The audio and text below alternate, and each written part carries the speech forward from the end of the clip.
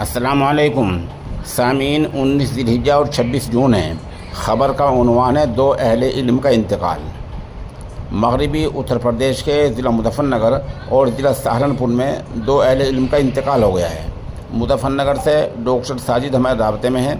वो बता रहे हैं कि वहाँ से कारी मोहम्मद इकराम मलिक जान सेठ का इंतकाल हो गया है और ये इंतकाल अस्पताल में इलाज के दौरान हुआ है। दूसरा इंतकाल ज़िला सहारनपुर के कस्बा गंगो के महल्ला अशरफ अली के रहने वाले मुफ्ती मोहम्मद शाह का हुआ है। इस इंतकाल के बारे में कारी मशकूर ने बताया कि नमाज जनाजा मुफ्ती मोहम्मद सलमान साहब ने अदा कराई है।